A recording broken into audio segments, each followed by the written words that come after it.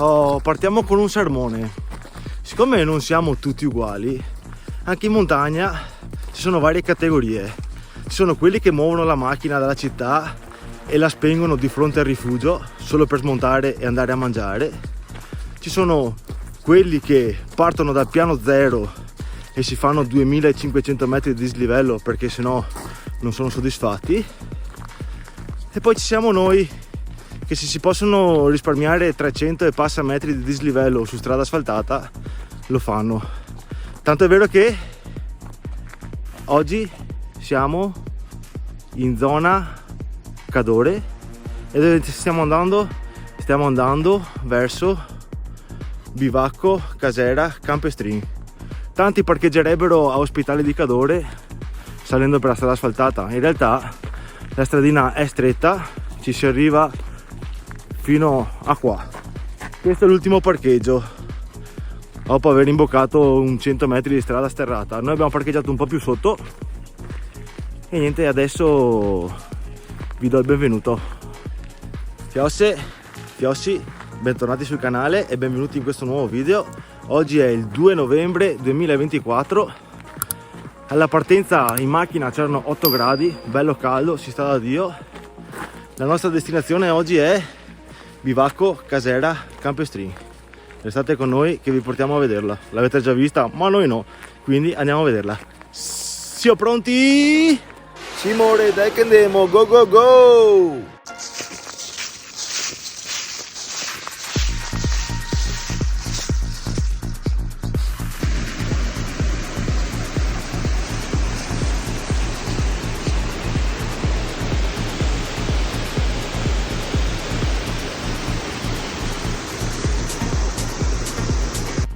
Quindi, a prescindere da che tipo di gente di montagna siete, se volete fare più o meno metri di dislivello, lasciando la macchina, anche nella migliore delle ipotesi, all'ultimo posticino libero di spiazzo, perché poi c'è il divieto d'accesso, tutto il sentiero, il 483,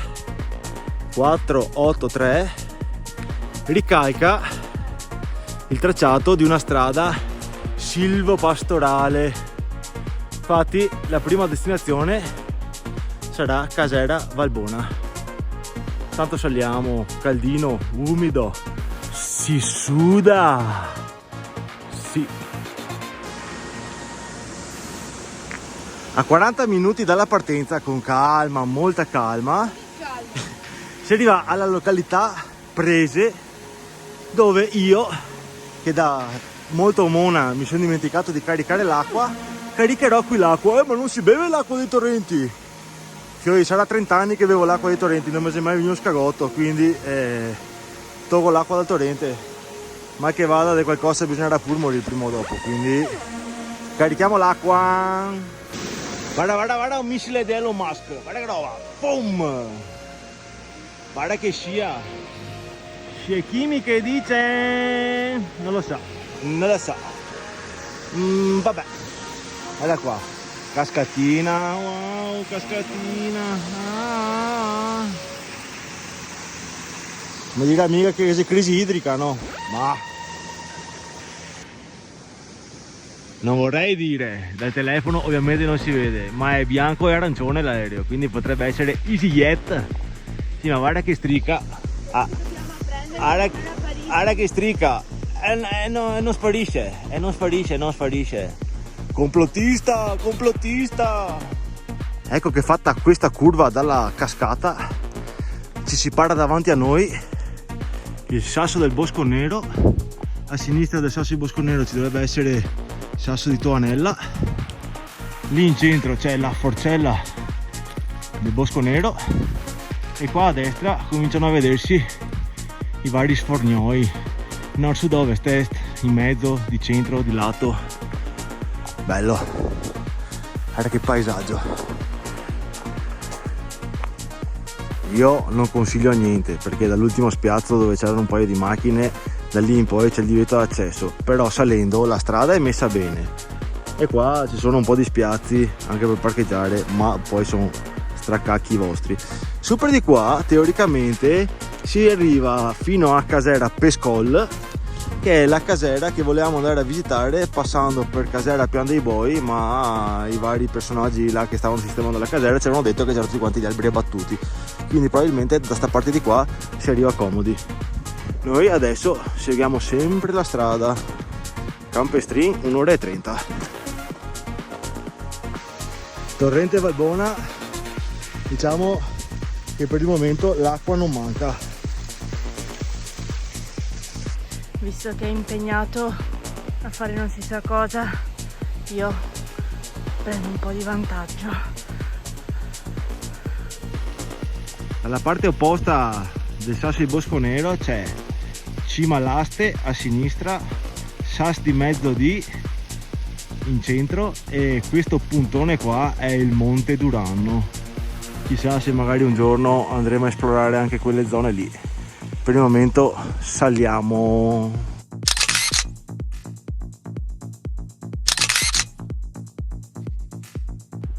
E insomma, 1 ora e un quarto di strada per all'incirca 400 e rotti metri di dislivello. Siamo arrivati alla Casera Valbona, quindi piccola tappa, tocchettini di cioccolata e poi si prosegue.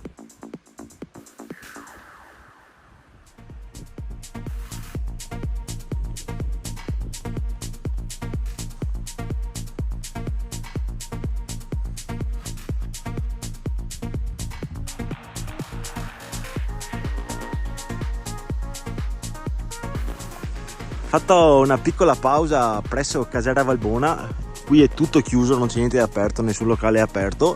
Presumo che non sia neanche più Monticata perché non ci sono boasse da nessuna parte, quindi non lo so. Qua dietro vi faccio vedere che c'è una fontanella con tanto di stemma. Questa qua deve essere stemma della Rolls Royce, può essere, potrebbe essere, con scritto acqua non potabile. Lì il signore si è fatto una bella canaletta che arriva esattamente lì dove ci sono degli organi motori che girano e creano corrente. Lì c'è il bagno e noi adesso andiamo super di qua verso il bivacco. Dai che andiamo! Là dentro è la Consuelo che va sempre per i cacchi suoi, è finita dentro all'acqua, madonna Consu. Ah signor. Da Casera Valbona la strada forestale diventa sentiero e prosegue sempre sul 483 e andiamo verso su. Dalla casera c'è il primo pezzo di rampa che peta abbastanza bene e poi si arriva qui in questo bosco di faggi misto larici, dovrebbero essere, a camminare sulle foglie in leggera pendenza. Vediamo quanto manca ancora all'arrivo.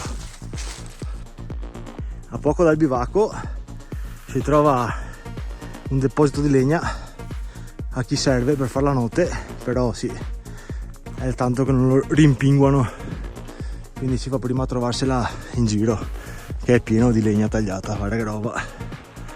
Quindi chi si fa la notte si porta sul legno, la legna. 1 ora e 10 da Casera Valbona e altri 400 metri di dislivello. La Consuelo si appresta ad arrivare al bivacco Campestrin. Qua c'era la vecchia maiga, la vecchia stalla, e qua c'è un po' troppa gente per i nostri gusti, ma va bene lo stesso, va bene lo stesso. Dai che finché non vedo tanto movimento vi faccio vedere dentro come cade.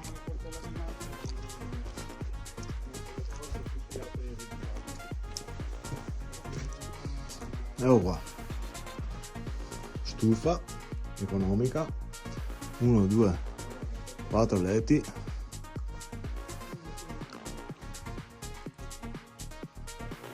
libro del bivacco, cassetta contributo del bivacco. Elementari norme di decenza, igiene, educazione e rispetto reciproco impongono di lasciare il bivacco nella massima pulizia e portare l'immondizia a valle. Io dico sempre, fate roba in fede pignate, legna, E sopra? Tutto a destra? Ciao. Ciao!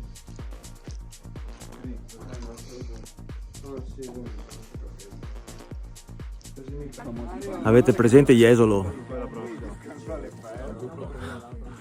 Pensa che stanotte in 12 a dormire qua dentro, in grumai come non so.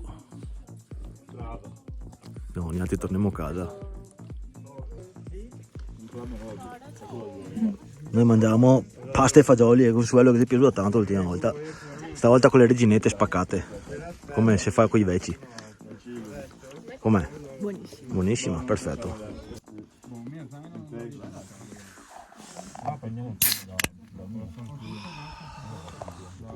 Cin cin. Dietro al bivacco c'è un'ottima postazione per fare le bronze e anche una bella fontana per presentare la pignata.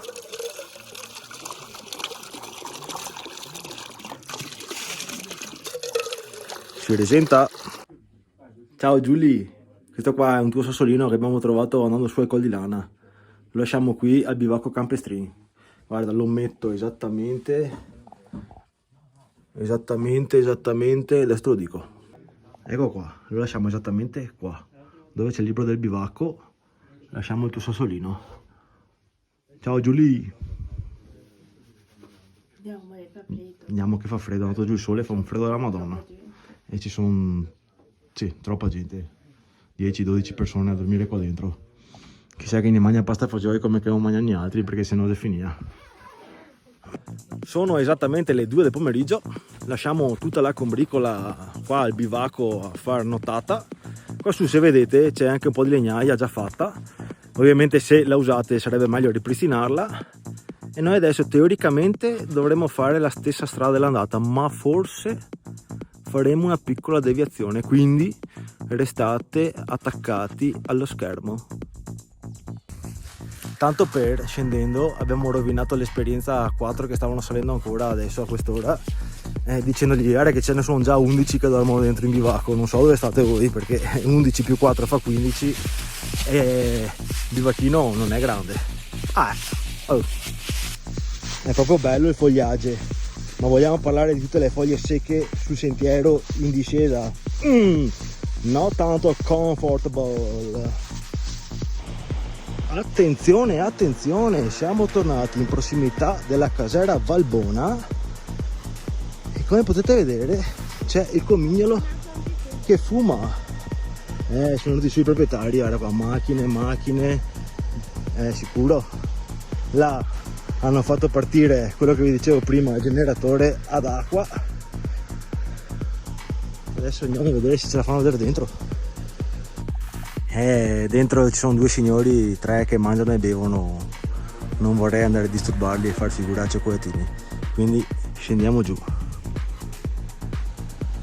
Arrivati alla casera noi dovremo scendere giù per di là, ma perché fare la stessa strada all'andata e anche al ritorno quando giù per di là c'è un'altra carrareccia che ci porterà ugualmente alla macchina? Adesso noi andiamo giù per di là e vediamo cosa troviamo. Ecco che cambiando strada, vedi che si vedono robe nuove. Questo albero qua è un tasso secolare, almeno così scrivono. Adesso noi continuiamo per la strada. Praticamente da Casera Valbona a venire in qua ci troviamo nel percorso naturalistico per le casere d'ospedale. La strada diventa sentiero e praticamente tutto faggio, a parte qualche larice.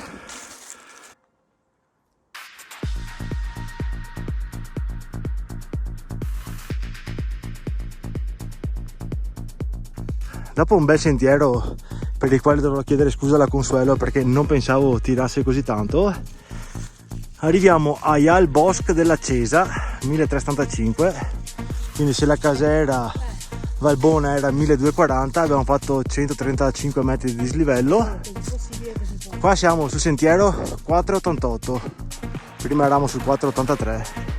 Adesso teoricamente è tutto in discesa e la casera la intravedo già dagli alberi.